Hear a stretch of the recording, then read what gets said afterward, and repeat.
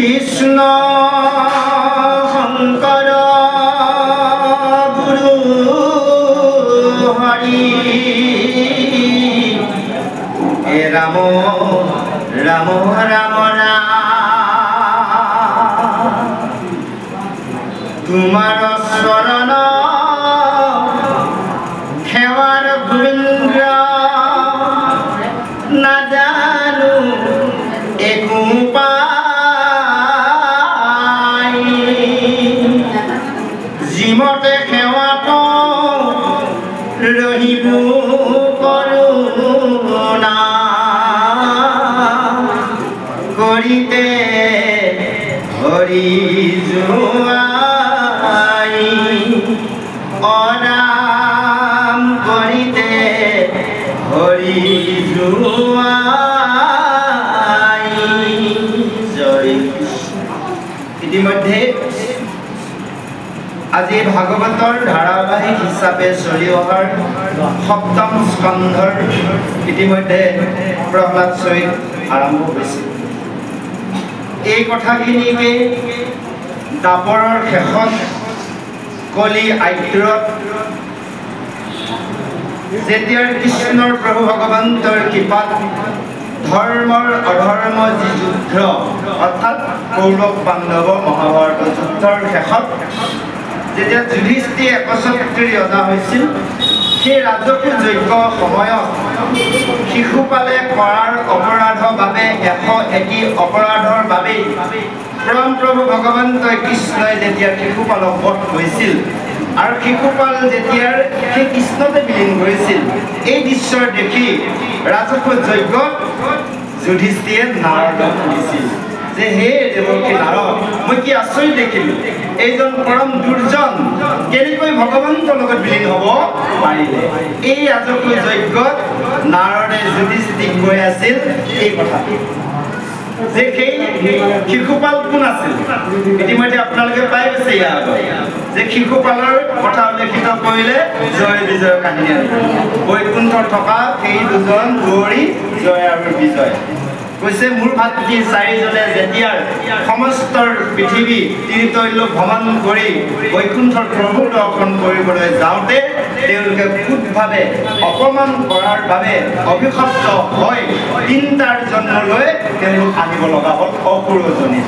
প্ৰথম জন্ম হ'ল মানে কি হয় আপোনাৰ হিৰণ্যকশিপুৰ হিৰণ্যক, ইয়াত উল্লেখিত কৈছে। দ্বিতীয় জন্ম হ'ল আপোনাৰ ৰাৱণ আৰু কুম্ভকৰ্ণ, সেয়া আছে তেতাৰ যুগত। দাপৰৰ জন্ম হ'ল শিশুপাল আৰু দণ্ডক। এই কথাখিনিকে আজি বুজাবলৈ গৈ এই কথাখিনি গংগা তীৰত পৰীক্ষিত মহাৰাজক খুব গুৰুদেৱে কৈছে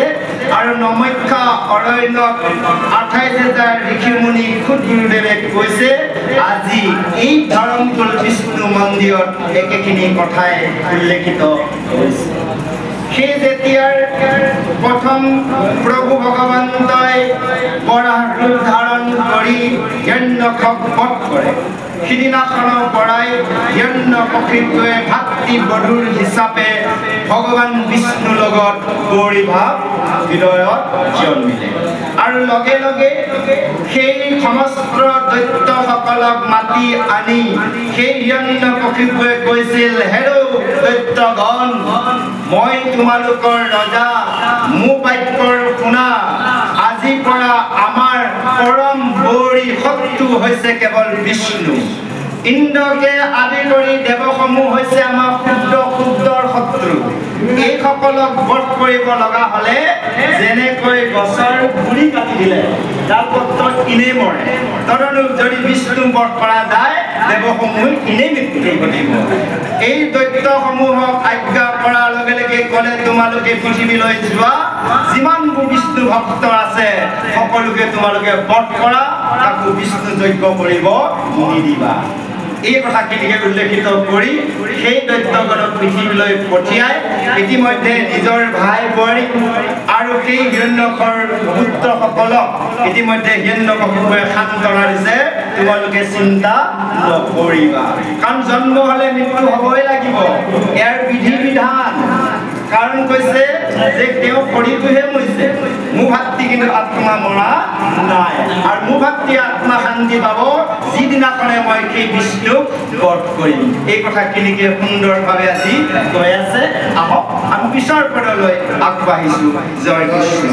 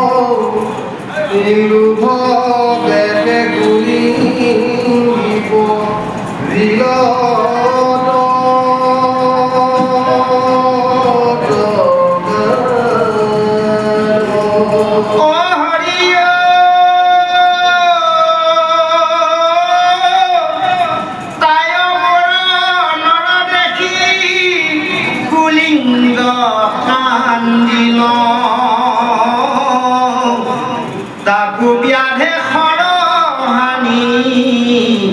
দেশনে মাৰিল তেন মতে তোৰা সবে আপোন মৰণ দেখিও কি সকৰা নিষ্মল কন্দন বালকৰ হেন বাক্য শুনি জ্ঞানী গণ শোকমোহ এৰি পুষ্য কৰিলে কমন এহি বুলি জম পাছে অন্ত ধ্যান মহিলা জ্ঞানী গণুমিত কৰ কাৰ্য সংকলীলা স্থিতি শুনিলা দ্বৈত পতিৰ বচন অপুত্ৰ শোক এৰি চন্দ্ৰ কৰিলে কমন জয় কৃষ্ণ। ইতিমধ্যে হিৰণ্যকশিপুৱে নিজৰ ভাই বোৱাৰী আৰু ভতিজাসকলক সান্তনা দিবলৈ এটি পুৰণা কাহিনী কৈছে। সেইকাৰণে আমাৰ মানুহক বুজাবলৈ সৰু সৰু ল'ৰা ছোৱালীবোৰ বুজাবলৈ নহ'লে বাৰু সাধু কোৱা যায়, কিবা এটা সাধু মাধ্যমে ল'ৰা ছোৱালীবোৰ বুজোৱা যায়। তদনুৰূপ আজি সেই ভাই বোৱাৰী ভতিজাসকলক হিৰণ্যকশিপুৱে এটি পুৰণা কাহিনী কৈছে যে শুনা, মই তোমালোকক এটি পুৰণা কাহিনী কওঁ যে সেই দক্ষিণ দেশৰ এজন ৰজা আছিল, নাম সুযোগ্য। আৰু তেওঁ শত্ৰুসকলে যেতিয়া শত্ৰুসকলৰ লগত যুদ্ধ কৰি সেই সুযোগ্যৰ মৃত্যু ঘটে তেতিয়া পুত্ৰ ভাৰ্যাসকলে চখাৱতী ধৰি কান্দিছিল। আৰু যেতিয়া সমাজবিদৰ অনুসাৰে এটাৰ ভিতৰতে কি কৰা যায়, সংস্কাৰ অৰ্থাৎ অন্তিম সংস্কাৰ জুই পেলোৱা যায়, মানে জুই লগাই পুৰি পেলোৱা যায়। গতিকে এই যেতিয়া অগ্নি সংযোগ কৰি শৰীৰটো জ্বলাব বিচাৰোঁতে তেওঁ পৰিয়াল নিজৰ ভাৰ্যাই মানা কৰিছিল যে কেতিয়াও এওঁক নুপুৰিবা। তেনে সময়তে যম ৰজাই এটি শিশুৰ ৰূপ ধাৰণ কৰি বালকৰ ৰূপ ধাৰণ কৰি সেই স্থানত উপস্থিত হৈছিল। আৰু সেই বালকৰূপী যমে তেতিয়া সেই সুযোগ্যৰ পত্নী আৰু পুত্ৰসকলক পৰিয়ালক কৈছিল যে শুনা, তোমালোকে কিয় কান্দিছা? তেওঁ তোমালোক কোন হয়? কোনো নহয়, কাৰণ আত্মা আপোনাৰ কোনো আপোন নহয়, সকলো বেলেগ বেলেগ। কিন্তু আমি যদি চাওঁ সকলোৱে আপোন। যে আমি এতিয়া দেখিছোঁ বোলে এগৰাকী মোৰ ভাৰ্যা, এয়া মোৰ ল'ৰা, এয়া মোৰ ভাই, হয়নে বাৰু? এয়া আমি মায়া বিষ্ণু মায়াৰ বশৱৰ্তী হৈ এনে কৰ্ম কৰিছোঁ। যদি আমি জ্ঞান মাৰ্গে চাওঁ তেনেহ'লে কোনেও কাৰো হ'ব নোৱাৰে। আহোঁতে আহিছোঁ অকলে, হয়নে বাৰু? মাজতে লগ পালোঁ, আহি পাই লগ পালোঁ কা মা দেউতা পালোঁ, তাৰপিছতে লাহে লাহে শিশু অৱস্থা গৈ যৌৱন অৱস্থা পোৱাৰ লগে লগে আকৌ মাজতে এজন লগ পালোঁ, আইসকলে পালে এজন স্বামী, আকৌ আমাৰ প্ৰভুসকলে পালে এগৰাকী ভাৰ্যা। এনেভাৱে লগ পোৱাৰ পিছত দিন মাহ পাৰ হয়, বছৰ এবছৰ দুবছৰ পাৰ হোৱাৰ লগে লগে আকৌ এজন আহিল মাজতে, বোলে ল'ৰা বা ছোৱালী, হয়নে বাৰু? এই যে মাজতে লগ হ'লোঁ, আকৌ শেষত আমি অকলে অকলে যাব লাগিব, কোনেও কাৰো লগত যাব নোৱাৰে। আহিছোঁ অকলে, যাম অকলে, কিন্তু কি লৈ যাম এইটো ডাঙৰ কথা। আহোঁতে আমি বিভস্ত হৈ আহিছোঁ, কিন্তু অকণমান আমি পুণ্য লৈ আহিছোঁ। পুণ্যৰ সঞ্চয় মাৰ্গেহে আমি এই পৃথিৱীলৈ মনুষ্যৰূপে আহিছোঁ। এই পুণ্যকণেদি আমি কি কৰিব লাগিব? ভাল কৰ্ম কৰিব লাগিব। অৰ্থাৎ এজন, এতিয়া আমি যদি উদাহৰণ দি বুজাওঁ বা বুজিবলৈ চাওঁ, আমাৰ অসমলৈ বাহিৰৰ বহুত লোক আহিছে, হাতত কেইটামান ধন লৈ আহিছে ন প্ৰভু, আহি লৈ ইয়াতে যেনে তেনে গৈ ক'ৰবাত ফুটপাথত পাৰিলে মুচিয়ে হ'ল, জোতা চিলালে, কোনোবাই ঠেলা এখনকে চলালে, এই 2 টকাকে লৈ ভাড়াটো লৈ আহিছে। আহি তাৰপৰা চুলি কাটিলে কৰি কৰি গৈ এতিয়া তেওঁলোকে ইয়াতে এটা এটা প্লেট বনাই দিছে। আমি সকলোৱে কি কৰিছোঁ? হয়নে বাৰু? এনেই মিঠাই সময়বোৰ খেদি তেওঁলোকৰ ওচৰত গুণগান কৰিছোঁ। অৰ্থাৎ তদনুৰূপ আমি প্ৰতিজনে অকণমান পুণ্য ধন লৈ আহিছোঁ। এই ধনকণ যদি আমি সৎব্যৱহাৰ কৰোঁ, যাওঁতে আমি মহাজন হৈ যাব পাৰিম, হয়নে বাৰু? সেইকাৰণে কৈছে মনামা কি কৰিলি এনে মন্দই মানৱ জনম পা কান্দি কান্দি বজা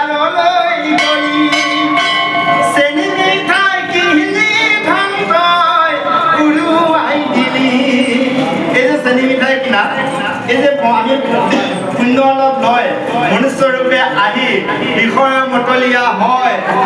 পুৱাতে যদি ব্যস্ত হৈ আছো তেনেহ'লে চেনি মিঠাইখিনি খাইছোঁ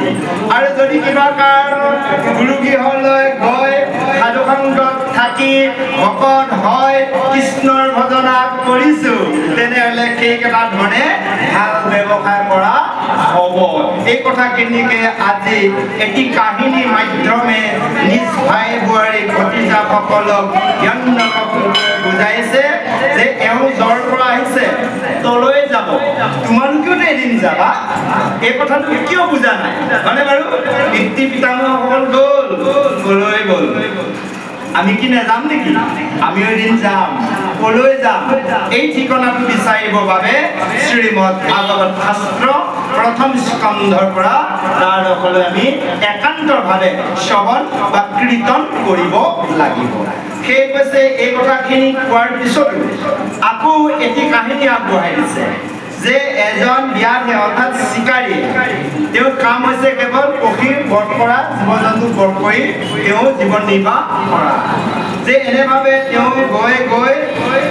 এজোপাৰ বৃক্ষৰ তলত এখন থান পাতিলে তাত এহাল পক্ষী আছে নাম দিছে আপোনাৰ মানে পুলিংগ আৰু পুলিংগনী এই যেতিয়া থান পাতিলে পতাৰ লগে লগে পুলিংগনীয়ে ক'ত পৰি গ'ল থানত লাগি গ'ল তাকে দেখি সেই পুলিংগই চিন্তা কৰি হয়নে বাৰু যে মোৰ ইমান মৰমৰ ভাৰ্যাগৰাকী মৰিল হয়নে বাৰু মোৰ পোৱালি দুটা থাকিল মই কেনেকৈ খুৱাম তাইক লৈ চিন্তা কৰি কান্দি দুখ কৰি থাকোঁতে ইয়াতহে পাই তেওঁ ওপৰে পহাৰে মাৰি পেলায় তৰণুৰ আমি যদি এইবোৰ চিন্তাত থাকোঁ তেতিয়া আমাৰো সেই ক্ষতি হ'ব গতিকে যোৱাটো গ'ল ঈশ্বৰে যি কয় ভালে কয় ইতিমধ্যে কৈছে বিধি লিখন নহয় খণ্ডন জন্ম হ'লে মৃত্যু হ'বই লাগিব এই কাহিনীটো সুন্দৰভাৱে বুজাই এইখিনিতে এই অধ্যায়ৰ সামৰণি মাৰি আমাৰ সমস্তলৈ এটি উপদেশ আগবঢ়াইছে আহক আমি প্ৰভুজনৰ কণ্ঠে উপদেশখন শ্ৰৱণ কৰোঁ জয় কৃষ্ণ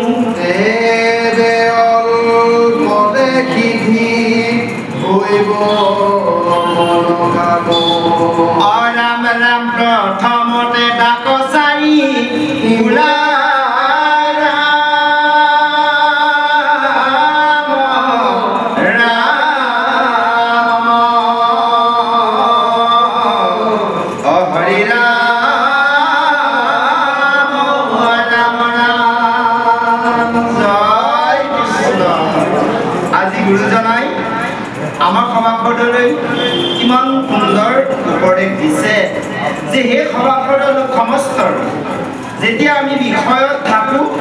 কু কথা অৰ্থাৎ গ্ৰাম্য কথা আমাৰ কি হয় পাপ হয় শুনাৰ লগে লগে এই সমস্তৰ পাপ নাশ কৰিবলৈ কেৱল ভাগৱতৰ যি পদ অৰ্থাৎ ভাগৱতৰ প্ৰতিটো শব্দৰ ভগৱন্তৰ চৰণ ইয়াক যদি আমি শ্ৰদ্ধা আৰু নিষ্ঠাৰভাৱে শ্ৰৱণ বা কীৰ্তন কৰোঁ সমস্তৰ পাপ আমাৰ নাশ হৈ যায় সেইকাৰণে কৈছে গ্ৰাম্য কথাৰ কথন মলিন হয় বাণী তাপ শুদ্ধ কৰোঁ কৃষ্ণ কথা ক'ব খালি তেওঁ কৃষ্ণ বুলি কোৱাৰ লগে লগে সমস্তৰ বিষয়ৰ পৰা দুখ পাবো নাশ হৈ যায় সেইকাৰণে কৈছে যদি গুৰ কথাৰ আমাৰ ভৰি থাকে তেনেহ'লে আমি বৈকুণ্ঠত যাব নোৱাৰোঁ তাৰ প্ৰত্যুত্তৰ প্ৰমাণ উদ্ভাৱ জন্ম হোৱাৰ বাবে সেই বৈকুণ্ঠৰ সপ্তৰ দুৱাদলিত থকাৰ জয় বিজয় মানে মধ্যলৈ অসজনীলৈ আহিব লগা হ'ল সেইকাৰণে আমাৰ এয়া হৈছে ৰিহাৰ্চেল মঞ্চ আমি আখৰা কৈছোঁ ভকত সংগত থাকি ভকতানি হয় যদি কাম ক্ৰোধ লোভ মোহ মদ মৎসৰ্য ৰিপু দমন কৰিব নোৱাৰোঁ তেনেহ'লে বৈকুণ্ঠত যাব আমি নোৱাৰোঁ কাৰণ য'ত জন্ম নাই মৃত্যু নাই ভোগ নাই হয়নে বাৰু তাত কোনো কাম নাই ক্ৰোধ নাই একোৱেই নাই কেৱল কৃষ্ণৰ ভকত কেৱল কৃষ্ণক ভজনা কৰা গোৱাসকলে গাইছে শুনাসকলে শুনিছে নাচাসকলে নাচিছে ইত্যাদি ইত্যাদি কেৱল ভগৱন্তৰ ভজনাহে তাত আছে এয়া সুন্দৰভাৱে আমাক বুজাইছে কৈছে ঘূৰৰ নৰকত নিয়া তাপত দেৰিবা এতেকে এইটো সবে কু কথা যদি কু কথাৰ আমি আশা কৰোঁ পৰ নিন্দা তিৰস্কাৰ পাতোঁ তেনেহ'লে যমৰ নগৰলৈ যাব লাগিব আৰু যমৰ নগৰ যোৱা আশা নকৰিবা কু কথা এৰি দিয়া হৰি কথাই হৈছে পৰম অমৃত সদায় হৰি কথা শুনিবা সদায় হৰি নাম ল'বা মনতো হৰিকে চিন্তা কৰিবা সেয়েহে অকণমান সময়তে কম দিনতে কি হয় মনৰ কামনা সিদ্ধি হ'ব সেইকাৰণে প্ৰথমে সকলোৱে উচ্চ স্বৰে ৰাম নাম থকা সেইকাৰণে আমাৰ কীৰ্তনত লিখিছে প্ৰথম দিছে ঘোষা ঘুকিবলৈ দিছে পাঠেক প্ৰভুৱে অকলে ঘুকিব পাৰে কিয়নো ঘোষাটো ডবল ঘোষা যায় অৰ্থাৎ প্ৰথমে পাঠেক প্ৰভুৱে লগাই দিলে ঘোষা জয় হৰি গোপাল গোবিন্দ নাৰায়ণ ৰামকে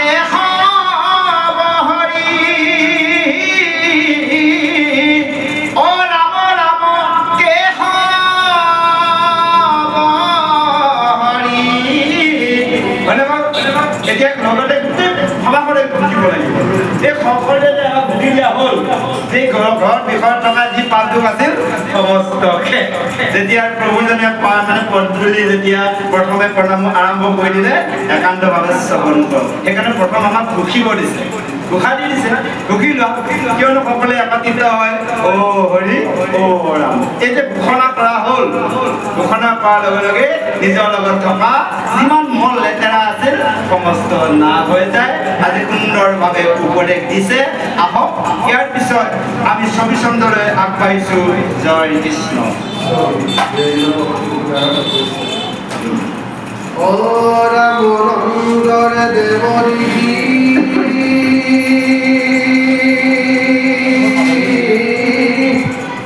কহে পুনা মহাসখী সুধীর হৈত পরে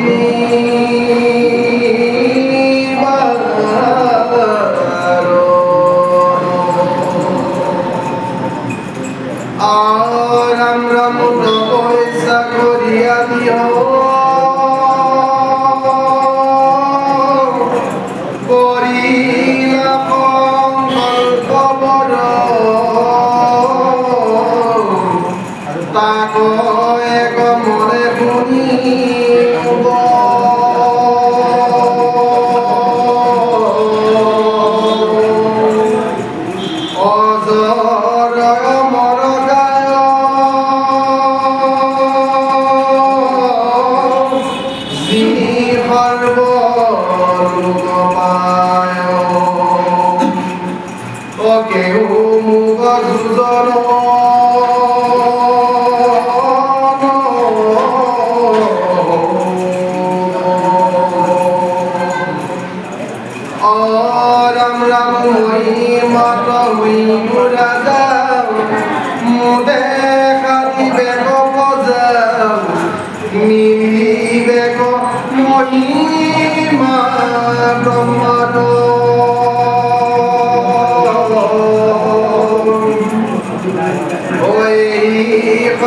মনে করি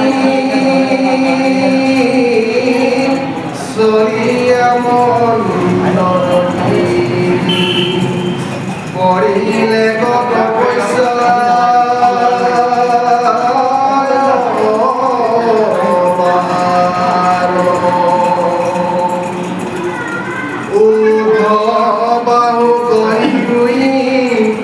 বাহু করি পরাইছে ভরিছুই হাগিলায়া কাষদি কৰি জনাৰ গান্ধীৰে দেখি আজি চমৎকাৰ প্ৰলয়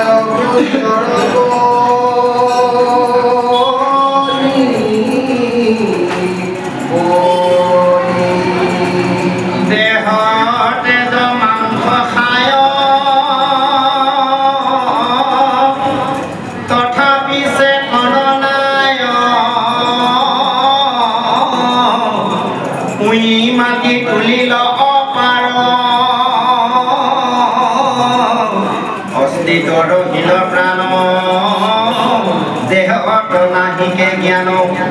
ভৈল তাত বেত বাহ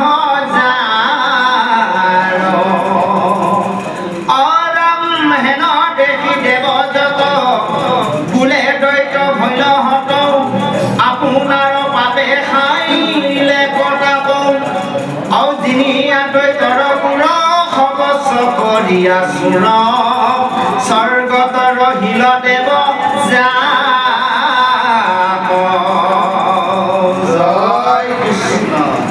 ইতিমধ্যে হিৰণ্যকশিপুৱে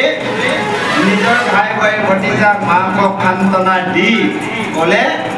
যে তোমালোকে চিন্তা নকৰিবা মই ব্ৰহ্মাৰ পৰা তপস্যা বৰ মাগিলোঁ আৰু বাকী দৈত্যসকলক ক'লে যে যেতিয়ালৈ মই তপস্যা কৰি ঘূৰি নাহোঁ তেতিয়ালৈ পৃথিৱীত সমস্ত দেৱযজ্ঞ ভংগ কৰা বিষ্ণু যজ্ঞ ভংগ কৰা যিসকল ৰজাই অৰ্থাৎ ক্ষত্ৰিয়ই ইয়াত বাধা প্ৰদান কৰিব তেওঁলোককো বধ কৰি দিবা ইতিমধ্যে হিৰণ্যকশিপুৰে কি কৰিলে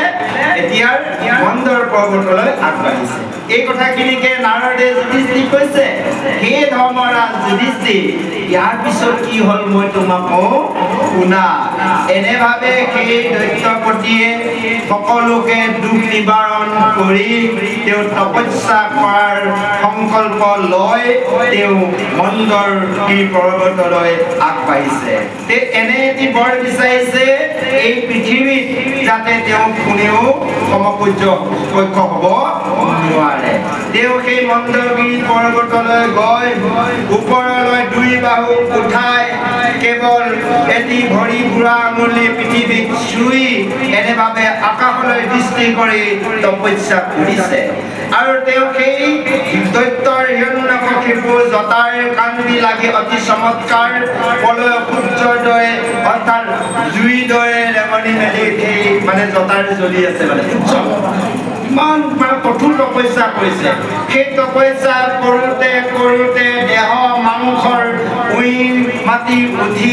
উইয়ে খৰি মাংস খাই শেষ কৰি দিলে তথাপিতো সেই দৈত্যৰ গাত কোনো চেতন নাই তেওঁ মাটিৰে সমস্ত কৰি খাই কেৱল অস্তিত্বটোৱে বাচি আছে যে এনেভাৱে তপস্যা কৰিছে চব সেইজন দৈত্যই এতিয়া এটি বৰ পাব কাৰণে ইমান কঠোৰ তপস্যা কৰিছে আমাৰ মনুষ্যসকলে কি জানে স্বভাৱবিলাক দৈত্যৰ দৰে কিন্তু ধৈৰ্য সহ্য গুণ কম কিবা এটা কৰ্ম কৰিলে ফলটো মানে আগতে বাচা কৰে আৰে কৰি যাওঁচোন অলপ শ্ৰম কৰোঁ তাৰ ফলটো আমি পাম এতিয়া এইজন দৈত্যই কি কৰিছে খৰি মাংস উইয়ে খালে জ্ঞান চেতনা নাই কেৱল ব্ৰহ্মত তপস্যা কৰিছে ওম ব্ৰহ্মদেৱে নমঃ ব্ৰহ্মত তপস্যা কৰি আছে কাৰণ এতিয়া ব্ৰহ্মত তপস্যা কৰোঁতে সমস্ত দেহ শেষ কৰি দিলে কৈছে দেহৰ তেজ মাংস খাই তথাপি চেতন নাই উই মাটি তুলিল অপাৰ অস্থি রহিল প্রাণ দেহ নাহিকে জ্ঞান হইল তাত বেত বাহ যার উঠে বাহ বেতে জঙ্গলে আবুই ধৰিলে এটা উই হাপল এটা আপোনাৰ কি উই হাপল হোৱাৰ লগে তাত অনেক জাবৰ জোঁথৰ জঙ্গলে আবুই নধৰিল তেওঁ শৰীৰটো তেনেভাৱে আবুই ধৰিলে কৈছে হেনো দেখি দেৱতত ভুলে দৈত্য ভৰিল হত তাকে দেখি স্বৰ্গৰ দেৱতাসকলে ভাবিছে ভালে হ'লে সেইজন দৈত্য শেষ আৰু মৃত্যু ঘটি গ'ল হয়নে বাৰু গতিকে এতিয়া আনন্দ কৈছে অপাৰ পাপে খাইলে আকৌ তেওঁ বেছি পাপ হোৱা কাৰণে পাপে তেওঁ ধ্বংস কৰিলে জিনিয়া দৈত্যপুৰ অৱশ্য কৰি আছো স্বৰ্গত ৰহিল দেৱযাক কিন্তু পক্ষীবোৰ নোহোৱা সুবিধা লয় দেৱতাসকলে কি কৈছে দৈত্যসকলক মানে পৰা আক্ৰমণ কৰিছে ৰজা নাইকিয়া দেশ যেতিয়া হয়নে বাৰু যদি আমাৰ কাইলৈ ভাৰতৰ যদি এতিয়া কোনো এজন আমাৰ মানে মন্ত্ৰী নাথাকে অসমৰ যদি এজনো মন্ত্ৰী নাথাকে যাই যি মন্ত্ৰী থাকে উত্তম আইন নাথাকে এতিয়া এখন চৰকাৰ আছে এখন সংবিধান আইন আছে ৰজা থকা মানে এখন সংবিধান আছে তেতিয়া ৰজা নাথাকিব তাত কোনো সংবিধান নাই যে বলিসকলে নিবলিসকলক ধৰি মাৰি মাৰিব কাঢ়ি ল'ব তেনেভাৱে এতিয়া এই স্বৰ্গৰ দেৱসমূহে আনন্দত আছে হিৰণ্যকশিপু মৰি বুলি ভাবিছে আহক ইয়াৰ পিছত এই যে হিৰণ্যকশিপুৱে কি তপস্যা কৰি আছে কেনেভাৱে আছে এই কথাখিনিকে যুধিষ্ঠিৰ নাৰদে কোৱাৰ চলে অৰ্থাৎ আজি আমাৰ সমস্ত বুজাই আছে আহক আমি শ্ৰৱণ কৰোঁ জয় কৃষ্ণ ৰাম পাশে দৈত মস্তগত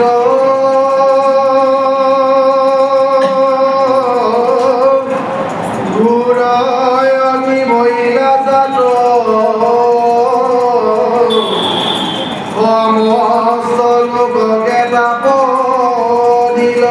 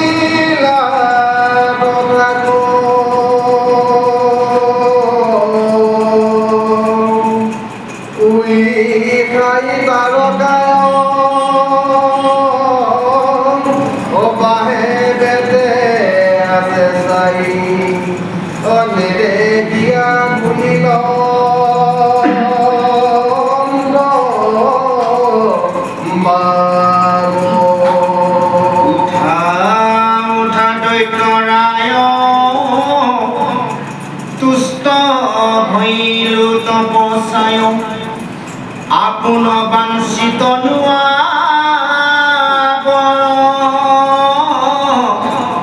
ইটো তপ কোনজন নতু কৰে কদাচন দেৱতাৰ সতে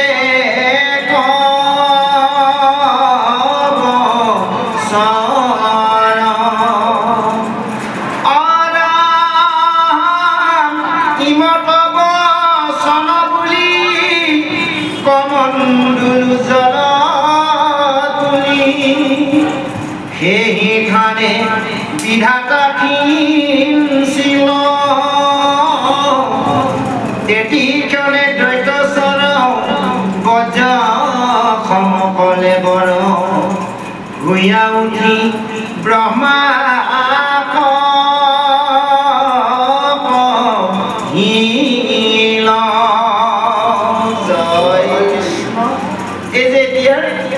দেৱতাসকলে আনন্দত স্বৰ্গত আছে ইফালে হিৰণ্যকশিপু মৰিল বুলি ভাবিল হিৰণ্যকশিপুৱে তপস্যা কৰোঁতে কেৱল সেই উইসকলৰ বাঁহ বেতৰ জংঘলৰ মাজত তেওঁ জটাৰ কেৱল তপস্যা বলত জটাৰ পৰা অগ্নি সৃষ্টি হৈছে অৰ্থাৎ জুই সৃষ্টি হৈছে এই জুইৰ দ্বাৰাৰ সমস্ত এফালৰ পৰা তাপ লাগি পৰ্বত শিল গছ গছনি খহি পৰিছে আৰু এনেভাৱে খহি পৰিছে নৱগ্ৰহ অস্ত গ'ল এই তপস্যাৰ তাপত দেৱতাসকলে স্থিৰ থাকিব নোৱাৰি নিমিষতে দেৱসমূহে ব্ৰহ্মাৰ ওচৰলৈ দৌৰি গৈছে আৰু লগে লগে সমস্ত দেৱই ব্ৰহ্মাৰ শৰণলৈ গৈছে হে ব্ৰহ্মদেৱ হে সৃষ্টিকৰ এইজন দৈত্যৰ তপস্যাৰ তপত আমি স্থিৰ থাকিব পৰা নাই তুমি ততালিকে গৈ সেই দৈত্যক কিবা এটা কৰি বন্ধ কৰা তপস্যা বন্ধ কৰা এই চাওক এতিয়া দেৱসমূহে কি কৰিলে ব্ৰহ্মাক যদিও তপস্যা কৰি আছে হিৰণ্যকশিপু ব্ৰহ্মাই যোৱা নাই কোনে পঠিয়ালে দেৱতাসমূহে পঠিয়ালে নিজৰ ভিতৰত নিজে মাতি লওঁ যে পঠিয়াই দিলে ইতিমধ্যে ব্ৰহ্মদেৱে গুচি গ'ল সেই মন্দগী পৰ্বতত য'ত নেকি হিৰণ্যকশিপুৱে ব্ৰহ্ম তপস্যা কৰি আছে তাত উপস্থিত হ'ল গৈ যেতিয়া ব্ৰহ্মাই দেখে যে হিৰণ্যকশিপু নাই কেৱল বাঁহ বেতৰ মাজত কেৱল তেওঁ প্ৰাণ আৰু অস্তিত্বটোহে আছে লগে লগে সমস্ত উইসকল গুচাই আৰু সেই ব্ৰহ্মদেৱে নিজৰ কমণ্ডলুৰ পৰা ভগৱন্তৰ পাদুৰুকি গংগাৰ যেতিয়া শৰীৰত ছিটিয়াই দিলে দিয়াৰ লগে লগে সম্পূৰ্ণ পূৰ্ণাংগ আকৌ সেই দৈত্যৰ শৰীৰ গঠিত হ'ল লগে লগে সেই দৈত্যক প্ৰণাম জনাইছে দৈত্যই আৰু ব্ৰহ্মদেৱে কৈছে কোৱা তুমি যি তপস্যা কৰিলা তোমাৰ তপস্যাত মই সন্তুষ্ট হৈছো তোমাক কি বৰ লাগে কোৱা আৰু তোমাৰ 100 বছৰ আয়ু হওক এনেভাৱে কৈছে আহকচোন বাৰু ইয়াৰ পিছত কিবা বৰ বিচাৰে এতিয়া ব্ৰহ্মাটো বৰ দি ল'বলৈ ক'লে হিৰণ্যকশিপুৱে কি বৰ বিচাৰে আমি বাৰু জানি লওঁ হয়নে বাৰু কৃষ্ণ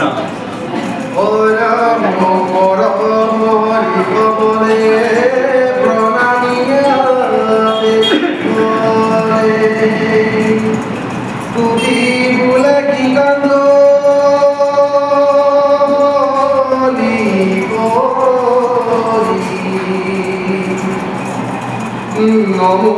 নমো দেব নিজ স্থিতি লয় বীজ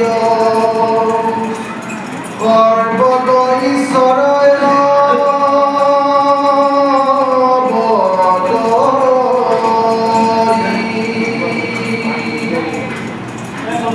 ৰাম তুমি জগতৰ শ্ৰেষ্ঠ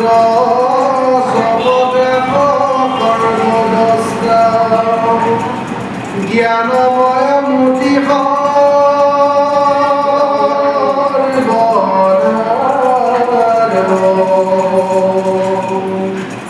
সকল ভূষণস্বামী কৰ্মফল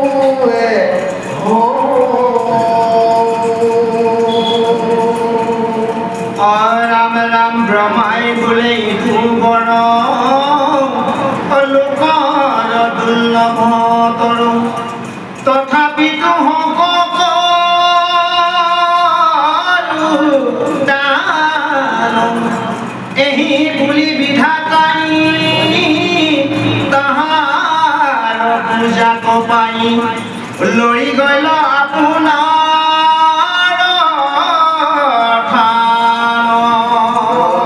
জয় কৃষ্ণ। এতিয়া লগে লগে সেই দৈত্যই ব্ৰহ্মদেৱক প্ৰণাম স্তুতি কৰিছে যে হে ব্ৰহ্মদেৱ, তোমাৰ চৰণত মই মন প্ৰাণ সমৰ্পণ কৰি গীতাঞ্জলি কৰি তোমাক প্ৰণাম জনাইছোঁ। হে ব্ৰহ্মদেৱ, তুমিয়ে সৃষ্টিৰ স্থিতি লয় সকলো তোমাৰ দ্বাৰাই হৈছে, তুমিয়ে সকলো ঈশ্বৰ, তুমিয়ে সকলো অৱতাৰ ধাৰণ কৰিছা। এই জগতৰ শ্ৰেষ্ঠৰ তুমিয়ে সৰ্বশ্ৰেষ্ঠৰ, তুমিয়ে সকলোতে আচাৰ, যে তুমিয়ে সকলো ফলদাতাৰ, যে তোমাৰ চৰণত মই নমস্কাৰ কৰিছোঁ। যে তুমিয়ে হৈছা মহেশ্বৰ, তুমিয়ে সকলো ঈশ্বৰ। যদি প্ৰভু তুমি মোক কিবা দয়া কৰিব বৰ দিব বিচাৰিছা, তেনেহ'লে তুমি মোক এনে এটি বৰ দিয়া। প্ৰথমে দৈত্যই মাগিছিল ব্ৰহ্মাস্ত্ৰক, বোলে তুমি হে প্ৰভু তুমি মোক অমৰত্ব বৰ দিয়া। ব্ৰহ্মাই ক'লে বোলে মই নিজে অমৰ নহয়, মোৰো মৃত্যু আছে, মই তোমাক কেনেকৈ অমৰত্ব বৰ দিম। হয়নে বাৰু? ধৰি ল'লে আইগৰাকীৰ লগত আছে মাত্ৰ 20 লাখ টকা, কোনোবাই বিচাৰিলে 30 লাখ টকা আপুনি ক'ব দিম, আপোনাৰ লগতে নাই। 20 বিচাৰিলেও দিবলৈ ভাল দিয়ে দিওঁ আছে যেতিয়া, তেতিয়া 30 বিচাৰিলে দিব ক'ৰ পৰা? গতিকে ব্ৰহ্মাৰ ওচৰত অমৰত্ব বিচাৰিছে। ব্ৰহ্মা দেৱকৰো মৃত্যু আছে, তেতিয়া ক'লে মোৰতো নিজৰে মৃত্যু আছে, মই তোমাক অমৰ মই নিজেই নহয়, তোমাক কেনেকৈ দিম? তেতিয়া আওপকীয়াকে সেই দৈত্যই কি কৰিলে, বোলে ঠিক আছে ব্ৰহ্মদেৱ, নহ'লে এটা কাম কৰা, তোমাৰ সৃষ্টি যিমান জীৱ জন্তু আছে কাৰো হাতত যাতে মোৰ মৃত্যু নহওক বোলে তথাস্তু। আৰু কোনো দেৱতাৰ হাততো মৃত্যু নহওক, কোনো পশুৰ হাততো মৃত্যু নহওক, কোনো মনুষ্যৰ হাততো মৃত্যু নহওক, আৰু কোনো অস্ত্ৰই মোক বধ কৰিব নোৱাৰে, অস্ত্ৰ শস্ত্ৰই, আৰু মোৰ দিনতো মৃত্যু নহওক, ৰাতিও মৃত্যু নহওক, ওপৰতো নহওক, তলতো নহওক, বাহিৰতো নহওক, ভিতৰতো নহওক। অৱশেষত ব্ৰহ্মাই ভাবিছে সৰ্বনাশ, ই এনেকুৱা বৰ বিচাৰিছে। ব্ৰহ্মাই বেছিকৈ বুজি নলয়, তাৰমানে আপোনাৰ চাবলৈ গ'লে চিধা চিধিকে অমৰত্ব বৈ বিচাৰিছে, সময় কিন্তু ব্ৰহ্মাৰ কথাটো ভালদৰে নুবুজি পাক লগাই ল'লে। যেতিয়া সুধিলে বোলে তথাস্তু হ'ব দিয়া। ব্ৰহ্মা কৈ দি পিছত চাললে, পিছত কি হয় হ'ব আৰু দেখা যাব নহয় জানো বাৰু। এয়া আপোনালোকে লাহে লাহে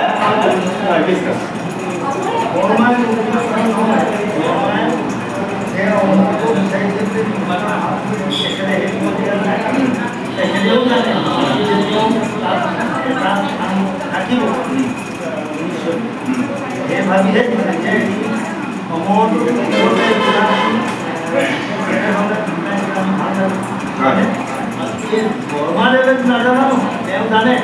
তাৰ মাজতে তেওঁ শ্ৰেষ্ঠ জনে কিবা এটা জেগা বিচাৰি জানি বুলিহে কৈছে, নহ'বা তেতিয়াও তেখেতে বুজিলে। হয়, তাৰমানে এই কথাটো আমাক কৃষ্ণ এইটো কাৰণে বুজাইছে। এতিয়া আমাৰ মনুষ্য সকলকো আমি এতিয়া কিছুমান কথা আমি মানুহ ক'বনে বাৰু কোনোবাই চিধাকৈ কিবা এটা ক'লে নোৱাৰিম বুলি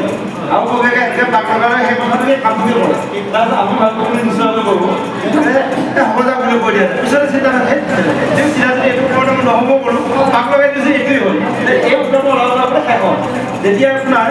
ভগৱন্তই ভক্তক মানে ৰক্ষা কৰিবলৈ মানে নিসিংহৰ ধাৰণ কৰিবলৈ গাইছে সকলোৱে যদি ত্ৰুটি কৰিলে কোনেও সন্তুষ্ট কৰিব নোৱাৰিলে অৱশেষত নিজৰ ভাইজাৰ লক্ষীকো মাতিলে লক্ষীয়ে দেখিছে এজনটো মোজন নহয় মোজন এনেকুৱা কেতিয়াও নাই কোনো দেখাও নাই মই শুনাও নাই লক্ষী মাতিলে এইটো মোৰ মানুহজন নহয় বুলি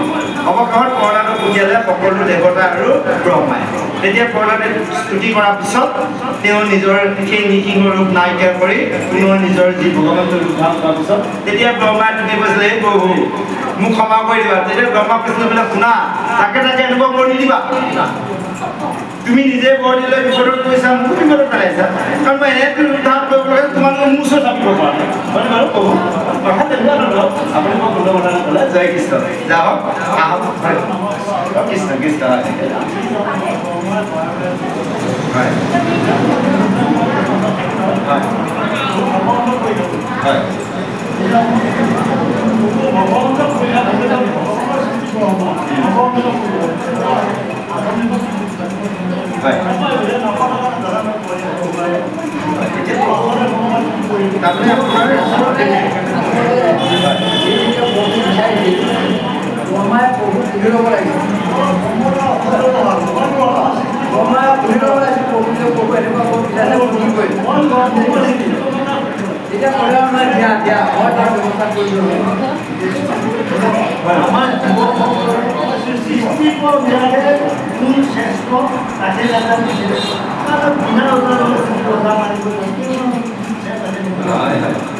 তাৰমানে আপোনাৰ এই হ'ল ব্ৰহ্মা হ'ল আপোনাৰ ৰজগুণ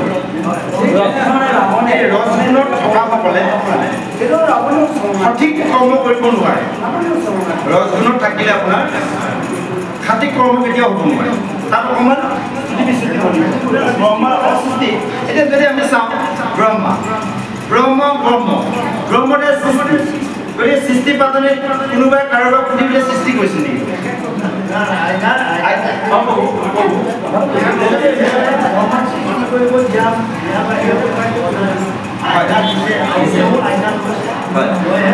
এতিয়া আপোনাৰ চাওক যেতিয়া আমাৰ কবিতা ঠিকেই কৈছে পদ্মকল্প জ্যোতিষ্কণ ভাবলগীয়া আছে পদ্মকল্পত ব্ৰহ্মাক যেতিয়া সৃষ্টি কৰে ব্ৰহ্মাই নিজে জনা নাছিল বলকে তেওঁ অৱশেষত দেখিছে মই পদুমৰ জলৰ মাজত অকল কৰে এটি পদুমৰ পত্ৰত মই আছোঁ মই কোন পদুমৰ নলাই দি গৈ বিচাৰি বিচাৰি নাপাওঁ যেতিয়া ভাগৰ লাগিল টোপনি গ'ল তেওঁ মানে সপোনত দেখা পাইছে কোনোবা এজনক দেখিছে তেওঁ নাভি পৰাৰ মানে পদ্ম তাতে ব্ৰহ্মা শয়ন কৰিছে তেওঁ সাৰ পাই দেখি আৰে নাই দেখোঁ লগে লগে তেওঁ আকৌ গৈ বিচাৰি গ'ল নাই অৱশেষত তেওঁ যেতিয়া ভাগৰ লাগি টোপনি যায় তেতিয়া তেওঁ কৈছিল যে হে বালক তুমি তপ কৰা তপ তপ তপ গম পালে এই শব্দটো শুনাৰ লগে লগে ব্ৰহ্মা যেতিয়া চতুৰ্দিশে ঘূৰি যায় চতুৰ্মুখী ব্ৰহ্মা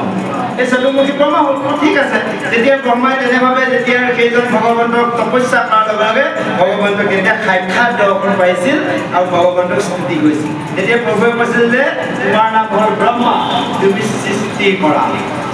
আজ্ঞা দি দিলে সৃষ্টি কৰিলে কিন্তু ব্ৰহ্মাই সৃষ্টি কৰি লৈ কি কৰিলে পোনপ্ৰথমে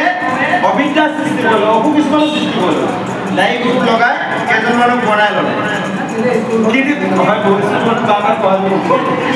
সৃষ্টি কৰি ল'লে আটাইতকৈ ডাঙৰ কথাটো হ'ল কি এতিয়া ব্ৰহ্মাই পুনৰ এটা শৰীৰ সৃষ্টি কৰিলে পঞ্চভূতি এটা শৰীৰ তৃতীয় তেজ বম তাৰ লগত দিলে আপোনাৰ 5টা কৰ্মেন্দ্ৰিয় 5টা জ্ঞানেন্দ্ৰিয় দশেন্দ্ৰিয় হ'ল হয়নে বাৰু মন এটা 11 মানে 11 ইন্দ্ৰিয় হ'ল 11 আৰু ইফালে 5 11 পাছে হ'ল 16 লগত থাকিলে 17তম 3 গুণ 16 3 19 তাৰ লগত থাকিলে পঞ্চতন্মাত্ৰ ৰূপ ৰস শব্দ গন্ধ স্পৰ্শ 24 তত্ত্ব শৰীৰ হৈ গ'ল এতিয়া ব্ৰহ্মাৰ পুৰীটাকে একোৱেই নকৰে মাতি থাকিলেও কথা নকয় কিবা খোৱালেও নাখায় একোৱেই নকয় ব্ৰহ্মা চিন্তা কৰিলে সৰ্বৰাগ প্ৰভুৱে সৃষ্টি কৰিব দিলে মোৰ সৃষ্টি দেখোন লছ হয় ন আকৌ প্ৰভু স্তুতি কৰিছে কোৱাৰ লগে লগে প্ৰভুৱে আহি কৈছে বোলে হেৰা ব্ৰহ্মা কিয় বিচাৰিলা বোলে প্ৰভুক তুমি সৃষ্টি কৰিব দিলা এইবোৰ সৃষ্টি কৰিব একো কামত নাই বোলে কি হয় বোলে লছ দিলেও নামাতে ক'ৰবাত জাপু দিলেও নাযায় তেতিয়া প্ৰভুৱে সুন্দৰ এটি হাঁহি মাৰি কৈছে বোলে শুনা বৰমা তুমি সৃষ্টি ঠিকেই কৰিলা এই যে আমাৰ এতিয়া মনুষ্য হ'ব প্ৰভু কৈ থাকে আনন্দতে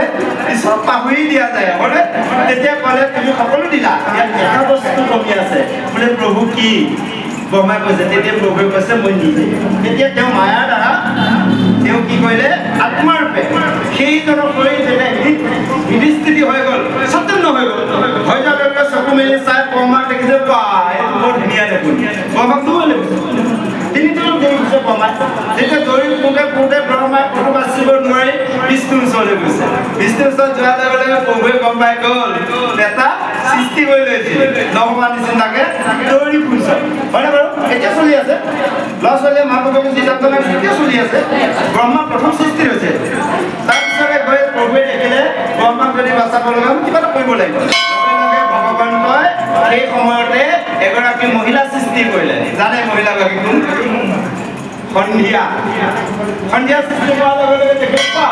কিমান ধুনীয়া ৰূপৱতী তেতিয়া গোটেই সেই দৈত্য দেৱতাৰ মানে দৈত্যসকলে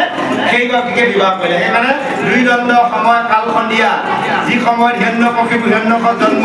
অৰ্থাৎ 24 মিনিটকে এক দণ্ড 48 মিনিট সময় সেই কোন সময়তে আমাৰ গায়ত্ৰী ধৰ্ম গুৰু কৰ্ম কৰা যায় এইটো সময় বেয়া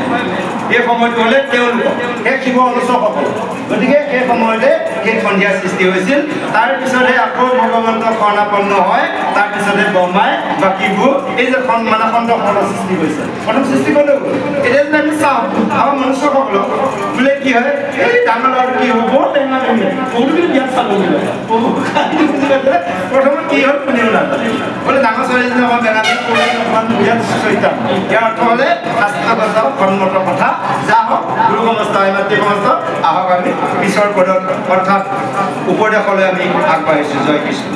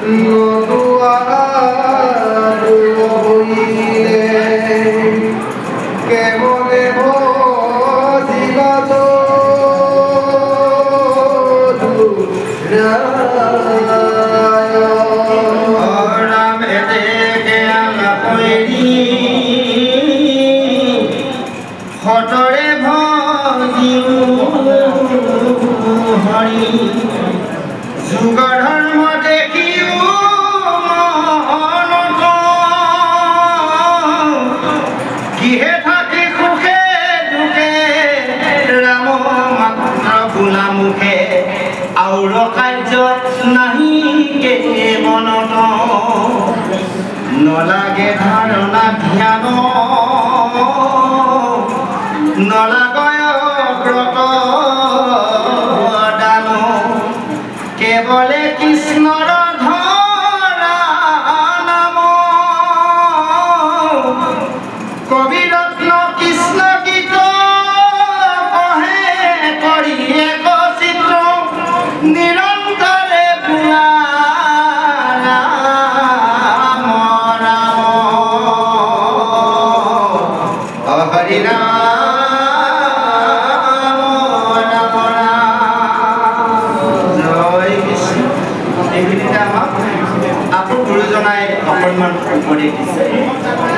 সভাসদৰ সমস্তৰ ভাগৱতৰ যি পদ পদ শব্দ অৰ্থ হৈছে চৰণ অৰ্থাৎ ভগৱন্তৰ চৰণত সেই মুক্তি পোৱা এই ভাগৱতৰ পদে হৈছে আমাৰ মুক্তি সম্পদ এই কথা জানি ইয়াৰ ব্যতিৰেকে অন্য ধৰ্ম একোৱে নাই সকলো শাস্ত্ৰই সিদ্ধান্ত দিছে ভগৱন্তৰ চৰণ সেৱাৰ ব্যতিৰেকে কোনো কৰ্মই মুক্তি দিব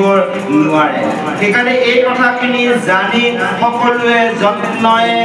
আৰু কি কৰা দেৰি নকৰিবা বিচাতে এই দেহটো আয়ুটো আলজাল গৈয়ে আছে কোনদিনাখন অন্তিম দিন কৰিব এই দেহা পৰি যাব এই কথা কোনেও নাজানা সেইকাৰণে অধিককে সেইজন ভগৱন্ত যদুৰায় ভজনা কৰা সেই কৈছে এতেকে আলাস এৰি ভক্তৰে ভজি ভৰি যুগৰ ধৰ্ম দেখি মনত কিহে থাকি সুখে দুখে ৰাম মাত্ৰ বোলা মুখে আৰু কাৰ্য নাহিকে মন যে আমি গৃহতে থাকি সমস্ত কৰ্ম অৰ্থাৎ ভগৱন্তৰ চাৰিও আশ্ৰম আমাৰ বহুজনাই উলিয়াই থৈ গৈছিলোঁ চাৰিখন আশ্ৰমৰ কথা আমি যোগ কৰি দিছোঁ যে চাৰিখন আশ্ৰম আমাৰ গাহস্থ আশ্ৰমতে আছে ইয়াকে কৈছে বনাশ্ৰম যে আপোনাৰ প্ৰথম আমাৰ হ'ল বানপ্ৰস্থৰ আৰম্ভ বানপ্ৰস্থ আৰম্ভ কেতিয়া হ'ল গাহস্থ ধৰ্মত যেতিয়া আমি জন্ম 5 বছৰৰ পৰা আমাৰ বানপ্ৰস্থৰ ধৰ্ম আৰম্ভ হ'ল পঢ়া শুনাৰ পৰা ইত্যাদি শিক্ষা বিদ্যা লওঁ গৈ গৈ গৈ গৈ যেতিয়া যৌৱন অৱস্থাত পৰিলোঁ হয়নে বাৰু সকলোৱে এগৰাকী বা এজনৰ লগত সংসাৰ আবদ্ধ হ'ল তেতিয়া আমাৰ গাহস্থ ধৰ্ম সেইখন গাহস্থ ধৰ্ম আছিলে গাহস্থ ধৰ্ম আমি বচাব লগা হ'ল গাহস্থ ধৰ্ম যেতিয়া বচালোঁ সতি সন্ততি হৈ যোৱাৰ লগে লগে 3 নম্বৰ আশ্ৰম আহি গ'ল কি কয় মানে আপোনাৰ ব্ৰহ্মচৰ্য তেতিয়া আমি ব্ৰহ্মক সংৰক্ষিত কৰিব লাগিব ব্ৰহ্মক যদি সংৰক্ষিত কৰা নাই ব্ৰহ্মচৰ্য আশ্ৰম হ'ব নোৱাৰে বাহিৰত ব্ৰহ্মচৰ্য পালন কৰিলে দেখালেও নহ'ব গাহস্থ ধৰ্মে ব্ৰহ্ম সংৰক্ষণ কৰিব লাগিব তাৰপিছত দি দিলে কন্যা শেষত এই দিয়ক ল'ৰা ছোৱালী কৰি ধৰি যি কয় খাই খাওক ঘৰৰ মায়া দুৱাৰ মাটি বাৰী টকা পইচা এৰক সাধু ভংগ কৰক কৃষ্ণ ভজনা কৰক আনন্দ মনে গুচি যাওক এয়া কন্যা এই চাৰি আশ্ৰমকে কৈছে বনাশ্ৰম বনাশ্ৰম বুলি বনত যাই পেলাই পৰা আশ্ৰমক বনাশ্ৰম কোৱা নাই অৰ্থাৎ চাৰিখন আশ্ৰম অৰ্থাৎ বৰ্ণ আশ্ৰম তাকে কৈছে বনাশ্ৰম বনাশ্ৰম এখন আকৌ বেলেগ আশ্ৰম নহয় চাৰিখন আশ্ৰমকে কৈছে বৰ্ণাশ্ৰম সেইকাৰণে কৈছে ইয়াৰ সকলো মানে কাৰ্য ইয়াতে সিদ্ধি হ'ব গৃহতে থাকি সকলো সিদ্ধি হ'ব গাহস্থ ধৰ্মসম আন ধৰ্ম নাই নিয়মে সংযমে চলিবা সদায় এই যে নিয়ম সংযম পালন কৰিব লাগিব আকৌ কৈছে পুৰুষ প্ৰকৃতি হৈবা একমতি দেহে সিজিব হৰিত ভকত ইয়াত দুটা বুজালে বাহ্যিকত যদি চাওঁ আমি প্ৰতিজন প্ৰভু আৰু নিজৰ আইগৰাকীয়ে এক হৈ আমি ঈশ্বৰক বুজিব লাগিব আজি যদি বিষ্ণু মন্দিৰ ভাগৱতলৈ আহোঁতে আইগৰাকীয়ে ক'লেহেঁতেন এই শাওণ মাহত পথাৰত ইমান কাম থক নালাগে যাবলৈ হ'বনে বাৰু কালি কথাটো ক'বহে পালোঁ দেখা প্ৰভু কৈছিল দেওবাৰে যে মন্দিৰলৈ পাৰিলে এপাক ওলাব দেওবাৰে সন্ধিয়া মানে কৈছে একেলগে আছিলোঁ অনুষ্ঠানত কৈছে ঠিকে আছে যাম কৈছে মই গ'লো ছোৱালীজনী যদি অসুবিধা নহ'লে ছোৱালীজনী মানে যে কৈছে নহ'লে অহা সপ্তাহে যাম বুলি কৈছে বস্তুটো বুজি পাইছেনে তেনে হ'ব লাগিব আমাক আগবঢ়াই দিয়াৰ ভক্তি আগবঢ়াৰ প্ৰভুসকলে আগবাঢ়িব পাৰিব আইসকলে এয়া হৈছে আমি এক হ'ব লাগিব এয়া নহয় পাইছিল আৰু আধ্যাত্মিকত কৈছে পুৰুষ প্ৰকৃতি জীৱাত্মা পৰমাত্মাক যদি আমি এক কৰিব নোৱাৰোঁ তেতিয়াহ'লে ভক্তি আমাৰ পূৰ্ণ কেতিয়াও হ'ব নোৱাৰে এইগুলো সমস্ত মাতৃ সমস্তৰ শেষত কৈছে নালাগে ধাৰণা ধ্যান নালাগে বদ্ৰাণ কেৱল কৃষ্ণক ধৰা নাম ইয়াতে কোনো ধ্যান ধাৰণা প্ৰয়োজন নাই কোনো ব্ৰত পালন কৰা প্ৰয়োজন নাই কেৱল যদি কাৰোবাৰ মন এক কৰি শুদ্ধ সত্যৰভাৱে কৃষ্ণ চৰণত ধৰি কৃষ্ণক যদি নাম লোৱা যায় কৃষ্ণক ভজনা কৰা যায় তেনেহ'লে এই সংসাৰ সাগৰখন অৰ্থাৎ এই ভৱ সংসাৰৰ পৰা এই জন্ম আমি সাম্বল কৰিব পাৰিম যাহক গুৰু সমস্ত মাতৃ সমস্ত আহক আমি পিছৰ পদলৈ আগবাঢ়ি যাওঁ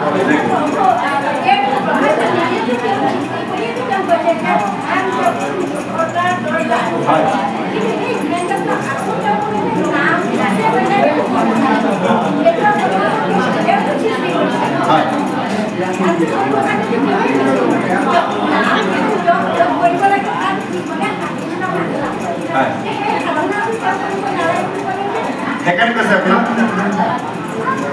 নাম লুৱা নাম ভজা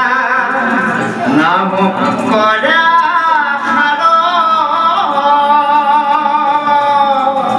অনন্ত কৃষ্ণৰ নাম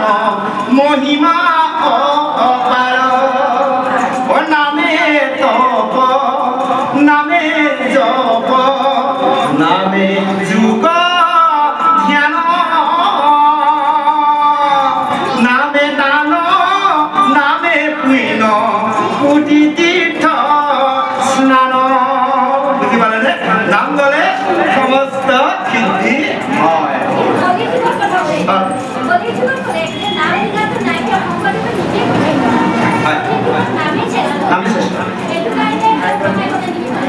তাৰমানে আপোনাৰ এয়া হ'লে যুগৰ ধৰ্ম দেই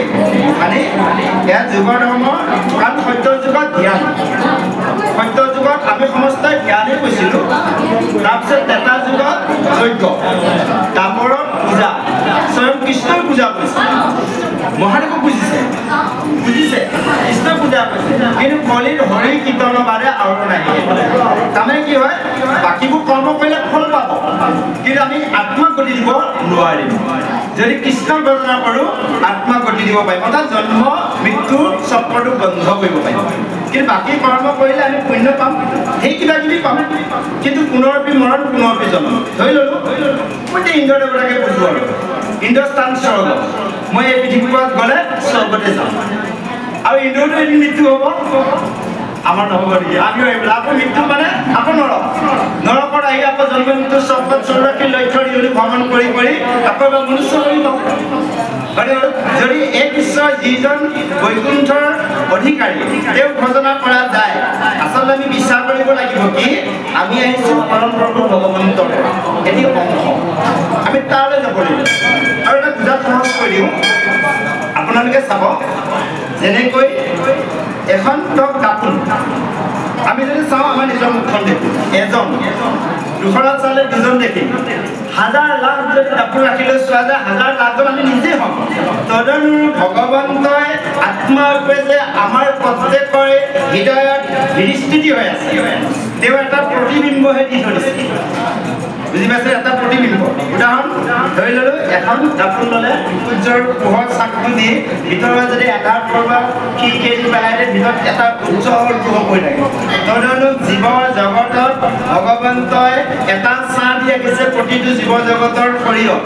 এটা প্ৰতিবিম্ব সেই প্ৰতিবিম্বৰ দ্বাৰা আমি চৈতন্য হৈ আছোঁ যদি ভগৱন্তই সেই প্ৰতিবিম্বটো আঁতৰাই দিয়াৰ লগে লগে কি ক'ব এই অমুকে মৃত্যু ঘটিল অমুক বিদায় ক'লে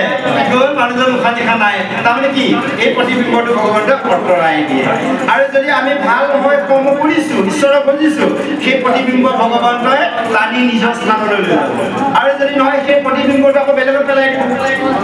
বুজিলেনে যদি কুকুচিগালৰ কৰ্ম কৰিছোঁ ইয়াত দি থকা প্ৰতিবিম্বটো নি ভগৱন্তে তাৰপৰা কাটি নি এটা কুকুচিগালৰ গাত পেলাই দিব থাক কুকুচিগালটো কৰ্ম কৰি ভুগি থাকক কৰ্মৰ দ্বাৰাই জন্ম